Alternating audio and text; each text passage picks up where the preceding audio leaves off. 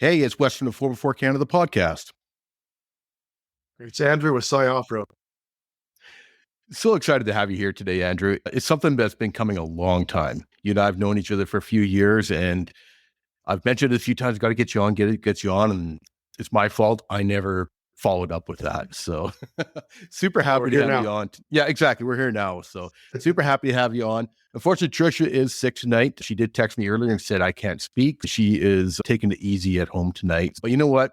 It's going to be a couple PC Toyota boys talking about four-wheelings and Tacomas and mountains and all that stuff. So it's going to be a lot of fun. I'm looking forward to this.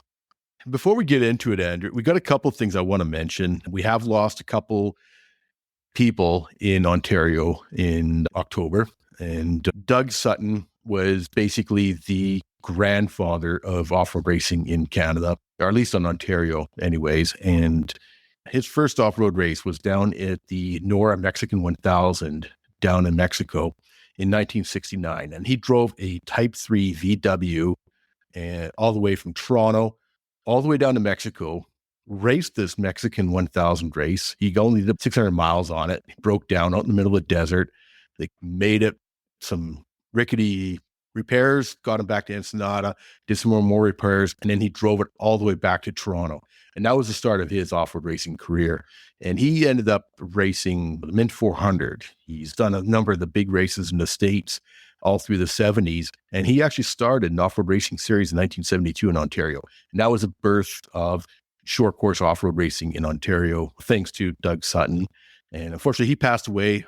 Been trying to get him on the podcast because this guy has stories. He's got some incredible stories. Everything from the Mexican 1000 to having 30 buggies or 50 buggies show up at off-road races in Ontario and that. We're all going to miss Doug. Like I say, he is the grandfather of off-road racing in Ontario and even Canada for that matter. So the guy's a true icon and truly going to be missed.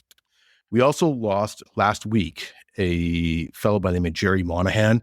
He's a friend of mine that raced in off-road racing in Ontario, and with him and his son, Nate, and they raced for a number of years in a little Class 7 S10s, Nat. And so unfortunately, we did lose Jerry last week, and my thoughts and prayers, everything goes out to Barb, his wife, and Nate and Alyssa.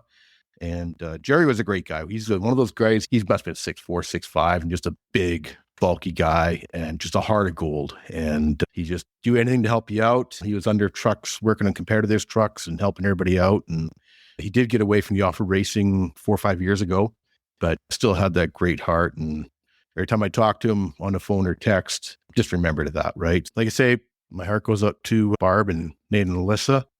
And Ontario off-road racing has lost another great man. And hopefully that's it for this year. We're not going to lose any more people this year, Andrew.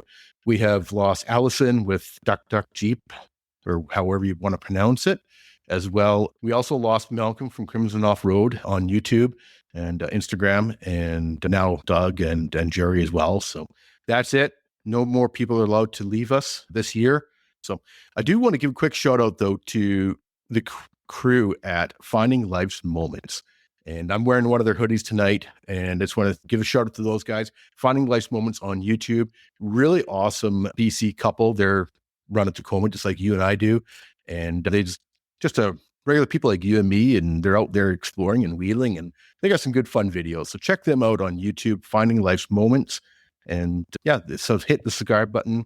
Really great couple. And you know what? We are here to talk with Andrew tonight from Scaia Off-Road. Andrew, how the heck are you doing? Not too bad, Wes. Not too bad at all. Good. Thanks for putting up with my little ramble there. Yeah, it's a tough thing here. It sounds like some of those folks were pioneers in the industry too. Yeah, definitely. And that's one of the reasons I started this podcast, was to get people like Doug on here and interviewing some of those people. We've had some really great guests, Roger Cadell, and we've had some of the off-road racers out of Ontario and some of them out of BC, and they've got some really great stories. And that's one of the reasons was because originally, 2 years ago, I had a friend of my dad's that my dad used to race with back in the 70s and the 80s, and him and I were talking, and I was going to convert some of his videos over to digital for him, and then all of a sudden, poof, he was gone a week later. And it just got me thinking that These guys have so many stories, so much that we can learn from and enjoy their stories, right? That's why I originally started the podcast, was to get some of these guys on and just capture some of that history, because everybody has stories, right? Before we get into it, our listeners can find you at Scaia Off-Road on Instagram. And that's SCAI _ off-road on Instagram. Did I pronounce that right? Yeah, it's Scaia Off-Road. Yeah, you got it right. But Yeah. it's Okay. SCAIA. Yeah. Yeah. So how did you get that name? What made you decide that? A funny story. I'm not going to mention the other company, but I'll tell you the story anyway. So we originally had a different name on Instagram, and we were planning to turn it into a bit of a business down the road. You never know what it would turn into. And I got a message on Instagram from somebody that said, hey, just a heads up, if you're planning to turn this into a business, we have the trademark on this name, so you might want to just change it. And then I guess how we found the name is during that time, we were driving in the Kootenays doing some exploring, trying to get up on a couple of fire lookouts, a couple of mountains, and we came across Scaia Mountain up the Kootenays in West Kootenays, and just had a good ring to it. And we decided to take that on. Yeah. Nice and simple. It was interesting. Yeah, pretty simple, but it's a bit of an icebreaker because not a lot of people know how to say it. So it's a good way to get the conversation going for sure. And then actually something really cool happened on Facebook about a year ago. Someone reached out to me and asked me the same question you just asked. Where'd you come up with the name Scaia? And I explained it to them, and they said, oh, that mountain is named after my great-grandfather. He was a prospector way back from Sicily, from Italy. Yeah, pretty cool to reach out and have a conversation with them. That is so cool. That is really neat. Yeah. Yeah. I thought, here we go again. We're going to have to change our name or something, but that is so neat. It's funny how through the internet, we have reached so many different people. You and I probably first knew each other on Instagram or whatever. And then we, eventually met through a couple of different events and that, but I'm sure you have it as well, where there's people that you follow or follow you that are all around the world. Oh, yeah. Yeah, for sure. Yeah. And just even across the country too. Like you tend to meet some people at events and say, oh, I know you. You don't know their name, their Instagram handle. I'm horrible for that. So really want to talk about you, Tacoma. You've done some really neat mods to it recently, but I want to back up a little bit. Have you always been exploring and four-wheeling and camping and all that? Or is that something that sort of came later on in life? Always been in it, not maybe to the type that I'm in now, like never really overlanding per se, but I grew up in northern Alberta, up in Fort McMurray. Spent 26 years of my life up there. So it was a really outdoor community, outdoor town and lifestyle. So we did a lot of camping, hunting, fishing, stuff like that growing up. I never really got into it fully until we moved to the Okanagan, where I met Mike Veal, bought my first rooftop tent off him about 7 years ago. And we've been best buds ever since. He's cost a lot of people a lot of money over the years. He has, yeah. And I've been returning the favor to others. Great guy, though. I mean, I know you guys are really good friends. You guys do a lot of trips together. And we should give a shout out to Mike. And what's his Instagram handle for our listeners? Okanagan Overlanding on Instagram, yeah. And he's got a new rig coming out. So I can't wait to see what he's got planned for that. I don't want to take the spotlight from you on this one, but he went from the Jeep world to the Chevrolet ZR2 world. So can't wait to see that and see what he's got planned for mods over the winter. It seems like we all do big changes together. Our other friend, Bill, he went from a 1997, I think, 4Runner to a brand new Chevy Colorado Bison as well. And I think that got the juices flowing with Mike. Yeah, it's going to be interesting to see everybody next spring with all the changes they made over the winter and all this. And you've made some big changes recently too. Let's hop into that Tacoma. And just because I'm excited to talk about it, I'm excited to talk about the changes that you've made recently. It's a 2020 Tacoma, right? Yep, 2020 TOD Off-Road. First off, what made you choose a Tacoma? I've always been a Toyota fan. I've had 3 of them in my life so far, and they've never let me down. So I just figured if we're going to build a platform or do a full overland build, then I wanted to stick with Toyota for that. But no regrets, but I might have went with a Tundra just for the capacity and the more space and stuff. I'm pretty happy with my Tacoma. The Tundra, I've been thinking about that too. I've been bouncing around a little bit, and especially after watching like Sean from Story Till Now with his big rig, and Adams Off-Road, they had a beautiful rig down at the BC Overland show, a beautiful Dodge down there too. And something to be said about having all that room, but there's also a lot of tight trails that we do, right? So It's That's the balance we're trying to strike, right? Is you want the small get the places, but you got to sacrifice something for it, right? yeah, exactly. So you picked up this Tacoma, you've done a bunch of mods to it, but first we'll start off talking about your latest mod. You went up and talked to Ralph at Summit Expedition Trucks and got one of his aluminum flatbed and canopy.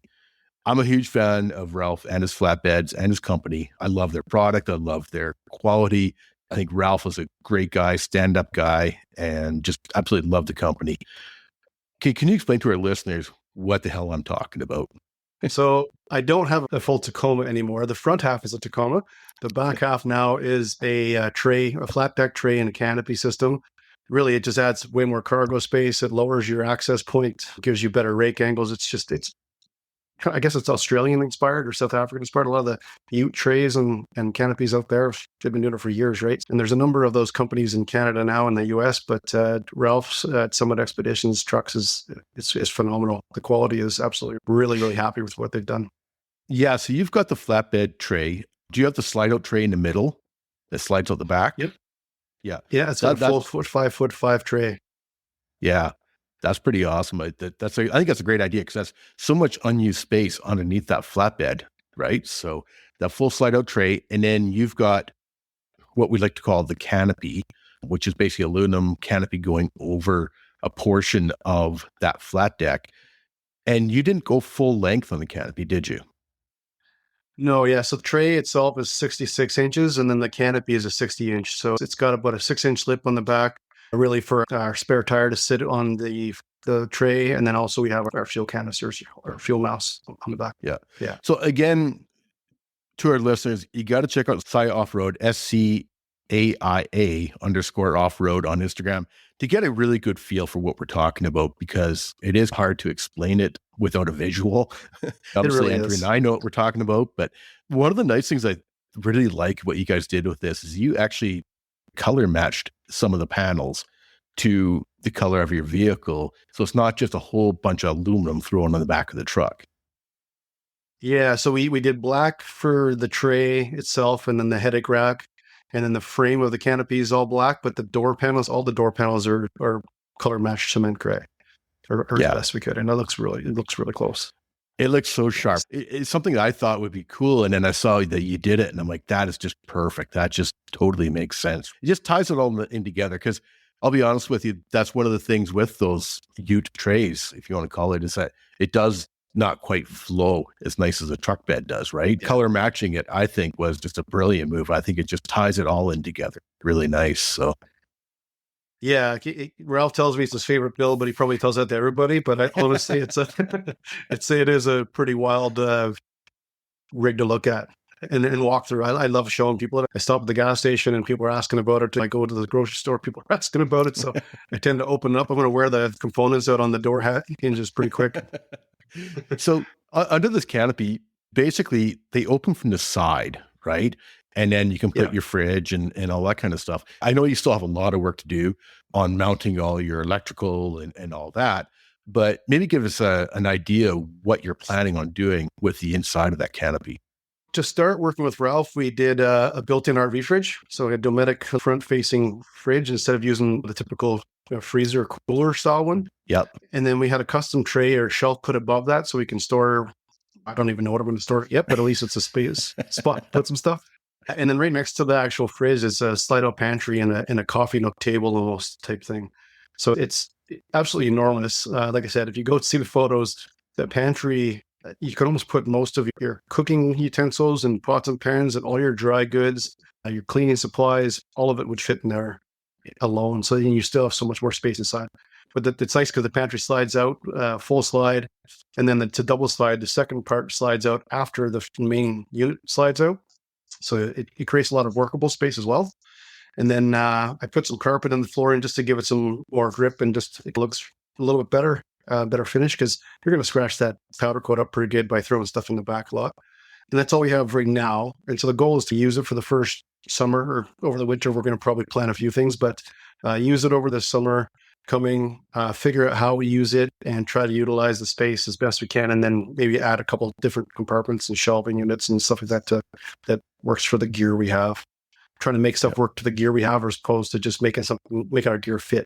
Yeah, exactly. Now, on your old system, you had a full electrical system in that, and I assume you're transferring everything over to the new truck in time, right? Yeah, so there's going to be some reusable components. We'll reuse the inverter and some of the other gear, but I want to keep it a bit simpler this time. I think it was a little too flashy, too bulky, the old unit. But the goal would be to keep it sleek but functional and have as much power that we need ultimately. Flashy and going big in the overland world is a common thing. We're all guilty of it. I know you are. I know I am. It's funny how there's been a number of videos coming out on YouTube lately, and Let's Get Lost just did one as well. Another previous guest of ours, and he's down in Vancouver Island, just did one about how you actually don't need all this stuff, but it's nice to actually scale back a little bit sometimes, right? And not go as big and flashy and everything. Yeah, like when we first did our old build with the Super Pacific, which was also a phenomenal product, but we did this big wrap job on the truck thinking it was going to be super cool, and it definitely stood out. It was quite large, but it ended up being a pain in the ass. Everybody was asking me what I did for work or what my company was, and I was just explaining that I'm just a dumbass that likes to spend a lot of money on a hobby. So I'm going to scale that back a bit. I'm not going to be so flashy on the outside this time. Yeah. You're probably the same thing as me, gone through a lot of different products over the years. And I've found that I've actually gone really simple lately on the Tacoma. And even when it comes to like kitchen stuff, I had a full bin of cooking utensils, and I got rid of a lot of it over the last year or so by just putting a red dot on every single thing and taking that dot off when I went to use it. And then at the end of the year, I looked at how much stuff I actually had a red dot still on it, which meant that I never used it all year. And I'm like, okay, if I never used it, it's gone. And it just makes... It's not a bad idea. I got a garage full of stuff I want to put on Facebook Marketplace. So if I don't use it, it might as well go, right? That's my thought process. But there is something with the setup that you've got. You can organize it that much better. That's what I was in a roundabout way getting to, because instead of having things in totes or however it was in your Super Pacific, you can have everything just nicely organized in a minimalistic way. Yeah, so we're trying to build the space or buy the things that fit nice. So the square pots and pans that I got from Gear from Overland, it's something so simple, but it's so much more efficient with space, right? It's not trying to fit a round pan into a square spot. It's super convenient, and you can utilize the space much better and put more gear in there if you want to. Yeah, exactly. We're trying to minimize as well. So going with this new deck style with the canopy, you guys have had to go back into a rooftop tent. What did you guys end up getting? So we went with the iCamper 3.0 Deluxe, the big one. We slept in it one night so far, and it's pretty awesome. It's a California King. It's enormous. I don't even know my wife's in the bed with me, which is awesome. But it's something new because we haven't had that for a while with the Super Pacific. It was quite a different setup. And I also want to talk about that Super Pacific. So Super Pacific is basically a pop-up wedge style canopy / camper kind of idea. So what made you go from that into a flat deck with a rooftop tent? It was a hard decision, to be honest. So my wife and I sat down, and I'm a numbers guy. So I put a spreadsheet on the computer, and I did pros and cons for keeping the Super Pacific, going to this, like a train canopy, and even going up to something like a Scout, something like that. The Super Pacific is a super high quality, awesome unit, and I loved it. There's nothing wrong with it. The only downfall that I had were two things. It was a little too tight for me and my wife to sleep in because it's only a twin bed. The mattress is super comfortable, but it's just too narrow, right? So I'm a sprawler. I like to put my arms out, and you can't really do that in there. And then the other one was you got to crawl down through. You could put a ladder on the side. You got to crawl down through to get out in the middle of the night to pee, and I'm getting older, so I pee all the time every night. Yeah, so I got to wake the wife up. I got to move apart, see components, and crawl down. And that was all in all. Like I said, the product was awesome. The team at Super Pacific in Oregon are absolutely fantastic. Best customer service I've ever worked with, hands down. So it was a hard decision to leave that, but really happy with the change and the space that we've gained. Is what it comes down to. It's interesting because you've had both. So I've always had these thoughts running around in my head. So I get a chance to ask you these questions, but in regards to going to that style, there's three things that kind of always bugged me about those style campers, whether it be a Lumacab or a Yucca Pack or whatever. One of them is the fact that it's still a clamshell. And you guys find that really bothered you, or was that okay? It wasn't too bad because it is quite long. So Right. very rarely were my feet down in the wedge, but every once in a while I guess you can. But you can also slide. They have these things called it's called the crash pad, and it's basically an extender for your bed. So you can put your panels in and you can slide your whole bed up towards Okay. the head of the tent. And so you Yeah. probably have about 2 feet, 3 feet below you, depending on how tall you are. Yeah. Okay. That's not too bad. You're a little taller than I am anyways. And then the other thing, there is some companies that are doing where both ends come up right now. So there is that option. 4-Wheel Camper has been doing that for years. And Yucapac has just come to that, starting to do that as well too. But the other thing is, I'm an old fat guy, and hopping up into that little thing, like you mentioned, you could probably do a ladder or whatever, but like you're trying to do it, like you mentioned, in the dark, and you're trying to do that 3 a.m. old man got to go pee thing. So that's something that's always a little weird. But the nice fact that I like about it is that if the weather is ugly, you can stay inside, right? But if you have an awning, you can also hang out outside under the awning too. So yeah, the nice thing about the Super Pacific is we did do a bit of a cabinet build out inside. And we had seat cushions, so we could push the bed over top of the roof of the truck and completely stand up in there and walk around and move around and play cards and do whatever if there was bad weather. So that was nice that way for sure. Yeah, that's definitely one of the neat things. And also being able to stand up and get changed is also one of the things too. So you don't have to do that shuffle that you have to do in the rooftop tents.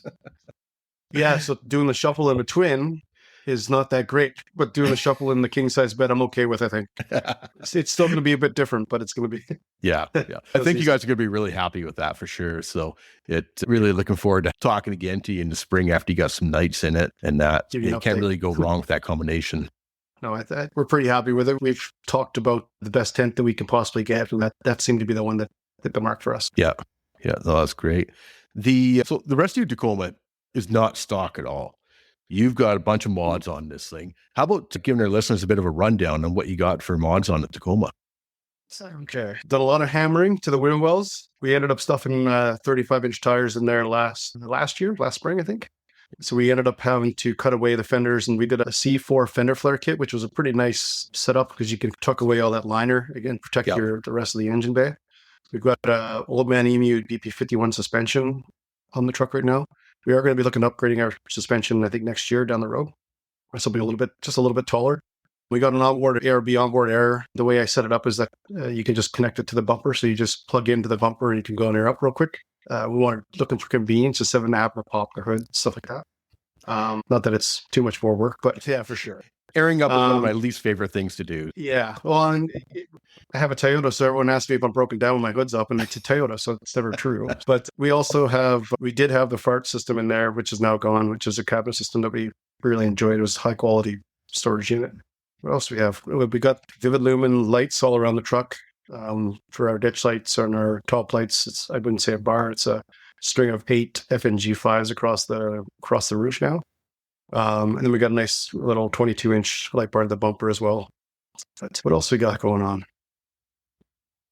That's really it now, besides the tray. Yeah. Well, the tray's enough for a while. Yeah, I'd say so. I think so. So does the bank. You got to build that bank account back up. But I think you guys are going to be really happy with that. I think one of my favorite things, though, is our tires, like the 35-inch General Grabber tires. We've been a General sponsor for a couple of years now, and we're super happy with the tires, and it's nice to be able to try some new things out here and there with them and work with them on stuff. Yeah, no, that's great. Yeah, General it's been an interesting company. There is something that not a lot of people really think about. Everybody's pushing the Toyos and all these other brands, but General's been there forever, right? They've been making tires for the off-road trucks since the 80s, kind of idea, and every revision gets a little bit better, and they're a decently priced tire is the other thing too, for good quality. They're owned by Continental, right? So they're not like a standalone brand. They've got a lot of backing behind them, and they've got a lot of, I'm sure, engineering and research put into their product too, right? Yeah, I think they're a really good tire for a decent price. There's a lot of really expensive tires out there, and I've run most tires, and I've used Generals in the past as well, and Yeah, I think they're a great tire for a decent price. They're not cheap tire, but they're not like stupidly expensive tire as well, too. Besides the tires and besides this new flat deck system you guys have, what is your favorite mod on the truck? Little truck. I'd say the onboard air, the way I have it set up on the front bumper. So we've got a coastal off-road steel bumper on the front of the truck. And so we just got a super easy connection point to the kind of, it's a good talking point as well. It stands out. There's a little pacifier on the front bumper that everyone asks what the hell that is. What about in regards to your camping stuff? What is some of your favorite go-to items when you guys are setting up in regards to whether it be stuff for cooking or I know you mentioned the square pans from Gear for Overland earlier, but what are some of your favorite camping stuff, whether it be chairs or whatever? I love our quick pitch awning. I think that's probably one of my, now that I think about it, it's probably my favorite thing on the truck. We had a smaller one on our old build with the Super Pacific just because the larger one wouldn't fit. But now that we've got upgraded to the canopy, we ended up going to a bigger awning. And it's a huge difference. I love the old one, but I love the new one even more just because of the extra space. And we actually got the wall kit with it as well. So we've got basically a little yurt on the side of your truck if you need to get out of weather or want to ice fish or whatever. Yeah. So yeah, it's a pretty handy system. Is it the 270? Yeah. Or it's 270 awning, passenger side swing outs, and it's 2.5 meters long on every arm. So it's a pretty significant size. I've looked at their awnings before, and they are a high quality awning. They're out of South Africa, as you well know. But from my understanding, seeing a number of these in the wind and stuff like that, and how little they move compared to other brands in the wind, that to me, that just makes it right there. Oh, absolutely. They're super high quality. Talk to Ralph sometime when you get a chance. He has a video of one in Arizona in Flagstaff where there was, I think it was 100-kilometer-hour winds that came up and everybody's running to grab their awnings and he just sat there and took a video. And it was pretty aggressive, but it helped. It stayed. Yep. I have seen the video and we've had a good chuckle out of it. Yeah. Definitely worth the extra, the money on those because I've got an awning, a straight out awning. And I'll be honest with you, I've had it on going on 6-7 years. So it's getting tired. Probably next spring I'll be looking at awning options, but the awning, I think, was one of my best moves I made overall over the years. It just, I remember when I brought it home, my wife said, "Oh my God, what are you doing now?" kind of idea. There's, more money. But the first time we went out camping, it started to rain and we sat under the awning and she said, "Okay, this was worth it." It increases your space, right? Yeah. Functionality of your whole campsite or whatever you do. Yeah, at that time it was the Xterra, so it was either sit in the front seats and wait with rain out or sit under the awning, and it was just perfect. So I always say that my awning is probably one of my favorite mods I've ever done in any of my vehicles. I would agree. Yeah, and our stove, I just bought a cook partner stove from Gear for Overland last year, and we're big cooks. Like my wife does most of the cooking, I do as well, but we really enjoy camp cooking. So let's talk about that. I know that you've posted on Instagram some of your videos and that, and a few times I've hung out with you camping and that. You're always got something on the go. And I'll be honest with you, following you guys and some of the other guys that you hang out with, and then of course, then there's Dwayne from Just Jeeping Adventures with his stuff. Who the hell brings a smoker camping with them? But watching you guys and watching Dwayne and some of the other guys on Instagram and YouTube, it's made me bump my camp cooking up, right? From the macaroni and cheese with smokies in them to something a little bit more thought out and planned. So maybe run through some of your favorite camping or some of your favorite camp meals. There's a bunch of them. We do sausage gnocchi is one of our go-tos, and that's one of our buddies that does it, Bill. He is the sausage gnocchi guy. That's one of our go-tos for sure. We just did that big trip in Oregon last summer there. It was last summer, actually before. And we had Philly cheesesteaks. We cooked them on the disco and the scuttle and the griddles, and it was phenomenal. Yeah, it turned really well. So I think Philly cheesesteak is probably the number one go-to right now. Yep. But we'll try everything. We did ceviche one time. My wife did ceviche and hamid, but it turned out great. And the nice part is you don't have to cook them. You just got to let it cook in the lime juice. So just do it and set it aside and let it do its thing. Yeah, exactly. Do you have a scuttle yourself or do you use it with Mike and disco? Camper disco is what I have. And same thing, right? Just a different look to it. So that's what I thought. Yeah. We use that as well. I haven't tried one of those. Like been around people that have them, but it's just one thing that I haven't added to my list yet. But do you find the bulkiness of it, is it worth bringing with you? Yeah, so I think so. It's not too bad for size. You can buy a bag for it that for the Scottle or the Disco, whatever product you have. I haven't bought in the bag for it because I had a way in my old system that I could tuck it into certain spots and it all fit perfectly. But it's not overly bulky. The dish is about 16 inches around, right? So that's about Yeah. the biggest thing you got to deal with. But it changes the way you camp and it changes the way you cook, I should say. It makes it fun, right? You can explore and try different things, and it seems to be a fun way to do it. Yeah. Because basically you can cook and then put that stuff to the outside, from my understanding, and then keep on cooking the other remaining stuff. Absolutely, yeah. So we'll cook some veggies and then put the veggies to the side and get the meat going, or vice versa. Just you can move it in a bit if you needed to warm it up more. So it's pretty handy. Utilize the space on the tray. I've watched guys doing it, and it does look like a lot of fun. And I think you can do some more experimentation with that as well, too.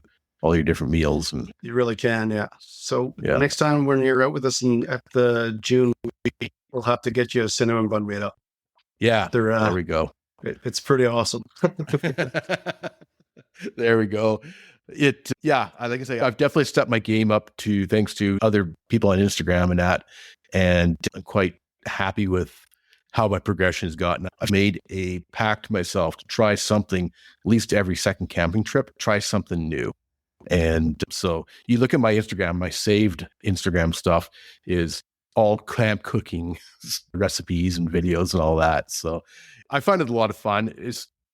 If you're not traveling all day and pulling into camp at 9 o'clock at night, and you have some time to do that kind of cooking and the prep work, as you well know, the prep work is huge. Yeah, and so the prep work and planning. In fact, we'll actually pull the disco out at home in the middle of summer, and we'll find a recipe we like, and we'll try cooking it on there first. Yep. And see how it goes. We've had some ones we don't want to touch out on that didn't work out very well, but at least we know going in that it's going to work. So it's a good way to test your product, test the recipe, test your timing, and then you take it out with you. I'll be honest with you, half the time I eat better when I'm camping now this year than I do at home. Yeah, I think we ate like kings and queens on our big trip last year. Yeah, it looked like it for sure. So I know you love going out and exploring. You guys are doing, whether by yourself or with your friends and that, but what is it that keeps on pulling you back out into the outdoors? I think a couple of things, to be honest. Growing up in the outdoors up in Northern Alberta was a big part of that. So I've always been a little bit connected to that kind of community and just that feeling of being outside. I got a pretty stressful job. So it's one of the things I really like to do to help with the stress levels of anxiety and just the grind of daily life is to just shut off and go in the bush. And it is therapy. It really is therapy for me. It changes my mindset and it refreshes me for the week to come. So if we try to get out, if it's a day trip even, or go sit by a lake and go fishing or have a fire and hang out with some friends and have a good fireside chat, stuff like that. I try to do it as much as we can because it keeps me sane. It really does. It's funny. We talk about Dirt Road Church and nature's therapy and all that. And it's 100% true. I feel the same way. There's been a lot of stuff going on. I think a lot of people can relate to you on that, in that it's their way to escape from just everything going on in life for a bit, right? Yeah, this year was the worst because we sold our camper right in the middle of peak camping season. So I couldn't use it this year. So we really didn't do a ton of camping this year. And I felt it, honestly, I noticed a difference in my mental health. Yeah. As soon as we got the canopy put on, we were in the bush for a day or two and we had to get out. I can't blame you on that for sure. So I made two major goals this year in regards to camping. And one of them was to camp at least once every month this year. And I'm on goal for that. I just got to do November and December and I'm good because I'm not a winter or cold weather camper before. So now that I have my diesel heater, I've hit January, February, all that stuff. So I'm good. And the other was to camp at least 30 nights this year. And I'm going to be tight. I'm at 25 right now at the end of October. Like you, my August was a total write-off. I only camped one night and that was like the last night in August just to get that night in. But I had one hell of an August that I planned on doing 8 nights in August alone. They just didn't work out that way and life got in the way. But I think it's a good goal to try and push yourself to make those nights out. So Mike and I and some others as well, we try to do the same thing. We set some goals for ourselves and see what we can do. And Yeah. Sometimes it happens, sometimes it doesn't, but at least it shows you're trying to get out more. It gives you a reason to go. Yeah, exactly. A couple of years ago, my brother did a goal where he wanted to hit 50 waterfalls in the year. And it's not that he likes waterfalls. Everybody loves waterfalls, right? But it was a way to push him to get out more often and do some more exploring in areas that he might not. So that's another thing people might want to think of, is try and hit 50 different waterfalls in a year. It's harder than you think. Yeah, for sure. Maybe you're maybe 30 hikes. There's just, I need to get outside and enjoy the space that Canada provides to us, right? It's exactly incredible the amount of space we have. So you mentioned fishing. Are you big into fishing? I was a huge fisherman in Alberta with walleye and pike. Since I moved to BC, I've done some ocean fishing because we used to live down in the Gulf Islands there for a few years and on the coast. But I just recently picked up fly fishing this summer. And also, I find therapeutic. I really enjoy it. Haven't caught much. I caught one fish so far, but I'm learning. It's a fun experience so far, actually. Nice. Maybe you and I'll have to go out next spring, because I am just getting into fly fishing myself. So I have my dad's old fly fishing gear, and he passed away a number of years ago, but I'm like, I got to do something with this. And everybody talks about how wonderful fly fishing is. We're only an hour or so away, right? So maybe we'll have to get out in spring and try and learn from each other, because I have no idea what I'm doing. We are so lucky in Canada in general, but actually in Canada in general, because there are so many lakes in Canada. Whether you're like Northern Ontario, Northern Saskatchewan is absolutely, Manitoba, all that. It's just so many lakes all over this great country, because I can't say enough about how lucky we are in Canada. Yeah. So some friends that I grew up with in Alberta, we used to go to a fishing lodge up in Six Lakes. It's about 3.5 hours, 4 hours north of Fort McMurray. Quad in, quad out, or fly in, fly out. You can't take a vehicle up on that road unless it's a wintertime. It's an ice bridge or ice road. And we'll do a 4-day trip and we'll slay 2,400 fish in a weekend or in a 4-day trip. You can't even drop your rod or your line in the water. It's absolutely insane. But it's big pike, it's big walleye, right? So it's different type of fishing than BC for sure. Yeah, That's what I found. Yeah. That's what I found going when I moved from BC over into Ontario. It's totally a different fish over there for sure too. Whereas we've got so much for trout over here. And that's the main thing, whether 10 or 12 different breed of trout in BC. But yeah, definitely different fish all over I've discovered. So what about ice fishing? Are you a ice fisher? I haven't done any in BC yet, but I would love to get out. If I could find a place to go fishing. Now that if I can get a place where I can get the truck on the ice and throw my walls and my awning out, then definitely going ice fishing. It's funny. When growing up, we did lots of ice fishing, but we didn't have that fancy stuff. We just sat on a 5-gallon bucket on the lake, and I'm sure you were the same way. Yeah, I think you get softer as you get older, because I used to be able to go out in the cold, no problem, and ice fish without a hesitation. Now I look at it, it's like a hard no. Yeah, exactly. There's so many things that are like that as we get older. We can stay up past 9:30, and absolutely, yeah, age does these things to us. So, what's one piece of advice that you've been given about overlanding and four-wheeling that has really stuck with you throughout the years? So I'm a safety guy by trade, my previous career. So I've always been big on that play now slogan from the BC Lottery. If you don't know, don't go, or ever say or not, play within it, that kind of stuff. Yep. I think you need to surround yourself with people that are like-minded in that way.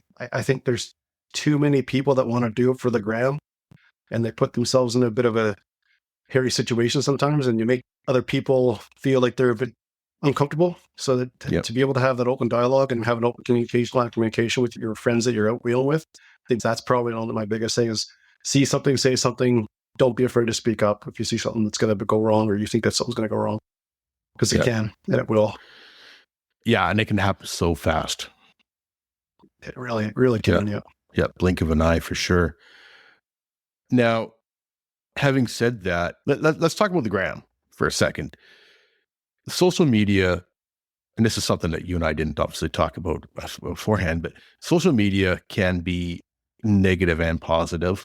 I've actually taken a break from social media myself, and I want to get back into it more for the podcast, but Facebook, I go on like once a week and stuff like that, because I found that it can really affect the mental state. There's so much going on. Part of that was just because of the just so much negativity I find on Facebook. And I've really migrated more towards Instagram. And I find it to be a lot more positive than, say, Facebook, for example. But even there's seems to be a lot of stuff is just almost too positive kind of idea, right? But I think that people, and I don't really exactly know where I'm going with this, but I think a lot of people just, when you are looking at the social media, to look at it and realize that most people put all the positive stuff up on their social media, and there's still stuff going on in the background. And I'm just as guilty of that as everybody is. You see my nice sunrise shots or my nice four-wheeling shots and stuff like that, but it's not a lot of times where we actually see negative stuff happening in people's lives on the social media. I guess what I'm trying to say is basically to everybody is just take the social media with a grain of salt. And Andrew, your social media, I think, is quite well. It's good. It's fun. I think you guys do a really good job with your social media on it, but I just invite everybody to look at it with an open mind kind of idea. So. Yeah. I'm right there with you. I deleted my Facebook account about a month and a half ago. Okay. It was just all negative. It was just so much stuff and crap, and you just get sucked into this vortex, and next thing you lost 2 hours of your time. And Yep. Honestly, that's time well spent doing other things, to be honest. Now, with that said, I did start another Facebook account, but it was only so that I can sell and buy stuff off Facebook Marketplace. I'm not going and adding a bunch of people. I want to keep it really much to a minimum. Yeah. And we focused our efforts on Instagram. We did have a Scaia off-road Facebook page. I deleted that too. I just said, the hell with Facebook. We're just going to stick to one social media platform and go from there. And we used to grind out on Instagram and try to grow. I don't care anymore. I think it'll grow naturally on its own. People like my stuff. They're more than happy to follow along. That's okay too. I don't care anymore. Yeah. And I think that's since I've done that, I've been liberated.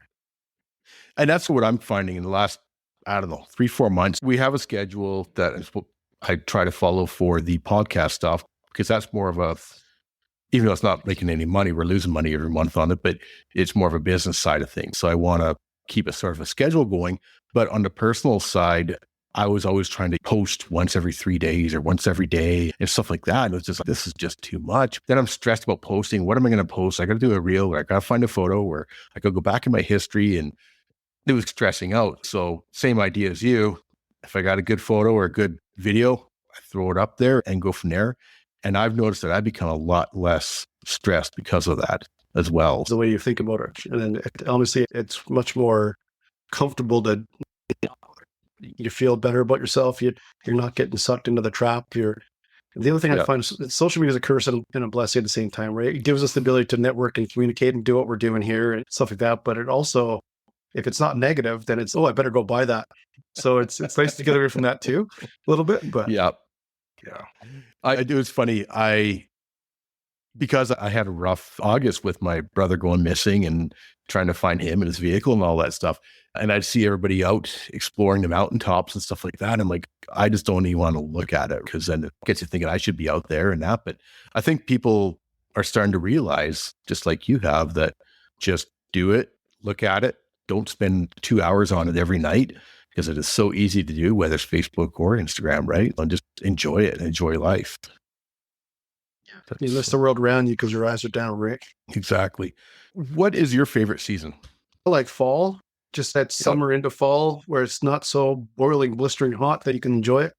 And the air in the evenings are not too cold yet. That's my favorite. And just out the leaves changing in the season and stuff. It's beautiful to be out there. To be honest, fall's definitely my season. My wife would say summer, 100% though. Oh, really? She's a heat lover? She's a heat lover, yeah. One of those weird people. I agree with you. Fall's my favorite time as well. The bugs aren't out. It's not 462 degrees out and stuff like that. Like, it just, fall is by far my favorite time of year. And then you get those leaves starting to change, and the large trees are starting to show, and all that. It's just, fall is the best for sure.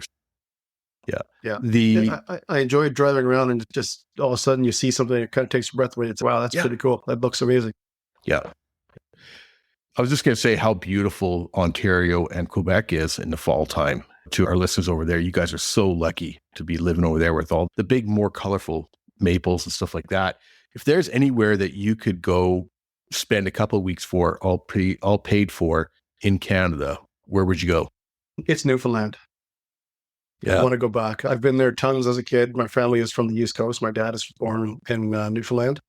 So as a kid, we would go there every summer. My friends would go to Disneyland. I'd go to Newfoundland and sit in front of a TV and watch my family drink and smoke and play cards.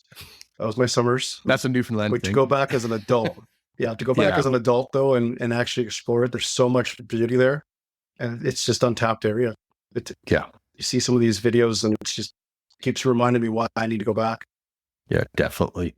It's funny how when we grow up, we feel different about the exact same things, right? As kids, we're growing up and yeah, that's a mountain or yeah, that's a tree or whatever. And then you grow up and you come back and it's, whoa, this is so cool. It's so beautiful. Yeah, you can definitely appreciate it a lot more. Yeah. For sure. Let's talk about expos. You've been to a lot of different expos over the years, BC Overland Rally, Alberta Outdoor Adventure. So the Overland Expo in the Pacific Northwest, you guys did that big trip down there a couple of years ago and that. Which one is your favorite, or do you have a favorite? They're all so very different. They are. So I'd say two favorites for two different reasons. So the AOA, I think in Alberta, although the timing at the end of the year is not the greatest, it's been the best place for me to meet new friends and grow friendships and relationships. The first year I went all 4 years. The very first year we met some people and we've continued that relationship on, and we make a point of going there every year just to hang out. And then every year that crowd grows a little bit more every time. And so we've got some close friends that we met, like Squatch Overland, Andre and Kiri, Ryan from Barrett Overland, Sean and Amanda from Mountains of Memories. The list goes on, right? So people that you really care about, it's like-minded, right? So that's why I like the AOA. But as far as the show and the business side of it, the Pacific Northwest is mind-blowing. If you've never been and you really want to go, I would highly encourage someone to go and check it out because it's quite different than anything we do in Canada. Yeah. 25,000 people. Yeah, totally different scale. Like it's just mind-blowing from what I've heard. I've heard a lot of really great things about the Alberta Outdoor Adventure Expo. From my understanding, they do a great job up there. I have heard they are going to change the time this year. A lot of people do struggle with that. Yeah. So that's going to be, I'm looking forward to that one. It's a long haul for us. We're looking at 8 hours or something like that, 7-8 hours, right? So it's a long drive, but I think it would be worth it. I think this year what we're going to do is we might not do a full weekend there. We're probably going to drive out that way, do an overnighter there, rally with all the friends, and then make a trip out of it. If you're going to go all that way, you might as well go and explore something like Ruby Falls or Farnham or something crazy. I was thinking, because it's on the way back, I was thinking about Canoe Mountain. Yeah. Right off the side of the highway there. It's actually only about a 7-kilometer track to get up there too. So just add another day on. I mean, to go exploring up there and that, because all the videos I've seen and photos I've seen, it's absolutely beautiful up there. I believe it's the highest FSR road in Canada. And I think last year they went and actually opened it up, so you're not going to pinstripe your vehicle going up there now. So, yes. But that's now that's going to create more problems with being quite a bit more busy. But it's far enough away from the coastal people. We don't get those savages up here, so. Fair enough. Yeah. Oh, you guys, I love you down there, but stay down there. There's too many of you. Yeah, exactly. What are some of your favorite trips that you've done, or favorite areas that you've been up to? So I work up in northern BC, so we're actually planning a trip this summer, but I'll wait for that one. So the best trip so far, I'd say, was our trip to Oregon 2 years ago. We actually took the Washington back road discovery route from basically the Canadian border. We skipped section 6 up by the Canadian border and started on section 5, and we took that all the way down to Oregon, all off-road. It's pretty decent. Nothing really hairy. There's a couple spots that you might want to have some higher clearance, but in all reality, it's a pretty good. It's about 600 miles total if you do it the whole thing from one end to the other. Yeah. We camped 4 nights on the trail all the way down to the Pacific Northwest, and then we camped at the Pacific Northwest and then came home. It was a 10-day trip. It was probably my favorite so far. Yeah. But we are planning a big one this summer, and I can't wait. And I'm hoping we're actually meeting next Sunday with a group of people to start doing planning, and we're going to go up to. Nice. Yeah, it's going to be exciting. See how we can make it work. We got a lot of people interested in going, so obviously with a big crew, it's going to make it more challenging logistic wise. So we might have to split it up in 2 different groups. We're going to have to look at some ways to make it work. But all in all, it should be a really good trip. That one's been on my hit list for a long time too. So I haven't been really north of Prince George. So going up to the Yukon and northern BC, Northwest Territories, that is so on my hit list, right? Because it's just an area that I had known nothing about, but it just looks so beautiful. Yeah, so I never really been much in the northern province of BC until about 2.5 years ago. One of my projects is up in north of Stewart, about an hour and a half. So it's up on past the Mesiat Junction up there. And so it's pretty isolating up there. Yeah. So I go up 1 week a month just to go check on the project and see what's going on. And I went into Stewart, and then I went over to Hyder, and I went into Salmon Glacier. And so I really got the juices flowing on wanting to go explore that area a bit. It's a fantastic area. So we're going to hit that on the way to Tuck. Yeah, that Stewart Cassiar Highway, that area up there, I could probably easily spend 2 weeks just in there, 2-3 weeks just doing that, right? For sure. Absolutely. Yeah. There's so much. It's so vast up there. It's so big. So much to see. Yeah. That's why I don't watch as many YouTube videos as I used to.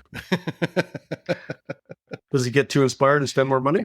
Exactly. That was like with X Overland when we went to Iceland. I'm like, oh, that's it. I'm booking the trip. I'm flying my rig to Iceland. I'm going to do this. It doesn't matter. And then I realized it's a lot more to it than just that. Yeah. Ryan just got back from Iceland a little while ago and from Barrett Overland. And I think he did it the right way in renting a little vehicle with a little pop-top tent, and it worked out. He looked like he had so much fun. Yeah, and you could do it on somewhat of a budget if you do it that way. Like logistically, to send your rig over, as cool as that would be, it'd be a fortune. Yeah. The right way to do it is to rent something over there and just utilize what they got. Right? Just explore the ring road and a couple F roads, and there's so much to see there as well. Oh yeah, you could easily spend a month there if you wanted, right? Going through it all. For sure. Yeah, Ryan's videos are great. Lots of cool stuff you got to see and explore. Yeah. Made me jealous, I'm not gonna lie. Thanks, Ryan. Exactly. So I was going to ask you about big trips or anything you got planned for 2025, but you already touched base on that with going up Tuck. And I guess, as you mentioned earlier, it's just trying to sort the truck out over the next 6 months to a year with all these changes that you have done. You got anything else on the go that you're in the back of your mind? Staying local. Just pretty much staying local. We'll probably do a couple of trips down to the Western or Montana or something like that. That's just like a long weekend type trips. I do want to get out to Yellowstone. Might be able to make that work on an extended weekend, 5-6 days. Something that my wife and I have been talking about for a few years now. When we first originally started getting this, Moab was the hit list, right? That was the mecca of where we wanted to go. And we ended up having to cancel because that was the year that COVID hit, actually. So that year we went to Bella Coola, which was also a great trip. But that's another one I haven't done. That Bella Coola is on my hit list for sure but it's actually not that far away from us in reality. No, it's not. I mean, we left Vernon, we went down to the Lower Mainland up by Hope, and we took the east or the West Harrison Lake FSR road all the way up, and we navigated through a lot of gravel roads up through Churn Creek into Williams Lake, and then out to Anaheim Lake, and it was a 7-8 day trip. Nice. It was phenomenal. Never saw a single bear. We went to Bella Coola to go to the Great Bear Rainforest. I never saw a single one, not one. Murphy's Law, right? They all came the weekends after. It's all off the signs of fish tournament house, but no actual bears. Yeah, I saw a beautiful 4-point buck in my backyard last week. And I'm like, yeah, you're smart. You're within the city limits. And I can guarantee just before hunting season, he was outside the city limits enjoying life. Yeah, it's almost like they know. Exactly. So you work with a few brands. We've already mentioned, of course, General Tire and that, but maybe you want to give a shout out to some of the brands that you are working with. Yeah, so we don't work with a whole lot anymore. We just finished our sponsorship with Bragg Attack. So they were a company we were working with for the last 2 years. Great group of people there as well. Worked well with us. So then they helped us out quite a bit. So I really appreciated working with them over the last 2 years. But we ended up not renewing this year. Mhm. It goes back to trying to disconnect from the social media side a bit. I didn't want to have all these obligations that we had Right. to do. But so we basically stuck with General Tire as their main sponsor, a company to work with going Yeah. forward. Vivid Lumen has been a super big help for us too, with all the lights on the truck, and they got the Vivid brand on them, and we keep the covers on them because you can't take the covers off when you see it. Vivid is a good local BC company that I've been. I won a light bar, one of the contests on Instagram. So I guess there is good things to Instagram, right? But I did win a light bar, and they actually, because of delay, ended up sending me a couple of FNG5 lights as well. And the quality, from what I can see, I haven't mounted anything yet, but the quality I can see from the Vivid Lumen stuff has been top notch. Yeah, I will say their lights are probably one of the brightest in the business, to be honest. Yeah. They are very good quality lights, for sure. My Those. truck. I'm looking forward to mounting my light bar in my FNG5. I think it's FNG5. I think it's a new one. So looking forward to trying those because it's 5 o'clock. It's getting dark already, right? So It is, yeah, we just came back from Kelowna and it was late when we left. And by the time we got home, 30 minutes later, it was dark. it's that time of year, right? The joys of being in Canada. So I meant to ask you earlier, but one of the things we are asking some of our guests these days is what is something that our listeners would be surprised to learn about you? I'm a master diver. Oh, really? I'm an advanced open water diver, which is classified as a master's diver. I haven't dove for about 2.5 years, so I might need a bit of a refresher. But yeah, I was a pretty avid diver back in the day. We used to tie our trips to the Bahamas and to Costa Rica and all over the place to be in line with doing some diving. Yeah, I've been doing diving for 17 years, 16 years. Cool. Yeah. I used to have my PADI license years ago, but I let it lapse. But that's interesting. I bet you've seen some really neat stuff, especially if you're going down to the Bahamas and other areas, right? Yeah, there's a couple of really cool trips we had. So we swam through a shipwreck. I got my finger almost cut off by a crab. I was underneath the sink when I grabbed onto the sink to pull myself through the wreck. Got to swim with some whale sharks, which was pretty cool in Costa Rica. And then when I was going for my certification for my advanced open water cert, you got to tread water for, it was 30 minutes or 25 minutes or something like that. And as I was doing that, I was getting hammered by schools of tuna fish. They were just coming and pelting me on the legs. So it was nerve wracking because I couldn't see below me. I'm just sitting there treading water and getting smacked by these things. So, What the heck is hitting me, Yeah. right? That is Yeah. awesome. yeah, it was interesting for sure. Yeah, Almost got out twice. that is so cool. That is something I could see myself doing if I ever made it down into those areas. And there's some good diving in BC for sure, but not like there is in the southern or Central Americas or in that area. What turned me on to it is we went to a resort that came with free diving way back in the day, and I tried it once and I just fell in love with it. So I made a point of when we go on these all-inclusive resorts, find a place that has the diving included or has good diving in the area we can go and do. Does your wife dive as well? She did do one dive. It's just not her thing. She didn't mind Yeah. it. But she likes her head above the water. Gotcha. Yeah. No. She's a sunbather and like just to bask in the water type person. So speaking of your wife, you guys do a lot of trips together, and she obviously loves the outdoors as well too. How did you guys end up meeting? This is the craziest story. So I went to Jamaica in 2007. 2007 for my sister's wedding. There was 52 of us that went on a plane, a bunch of newfies and East Coasters on a plane. Saw this girl on the plane leaving Calgary. Her and her friend, didn't know her at the time. We get down to Jamaica. We check into the hotel. I see her in the lobby. She's in the same hotel as us. So you go down there and you get on buses and you go in 17 different directions. Yeah. And then we talked a little bit and we ended up being neighbors in a 1,000-room hotel. The doors faced each other.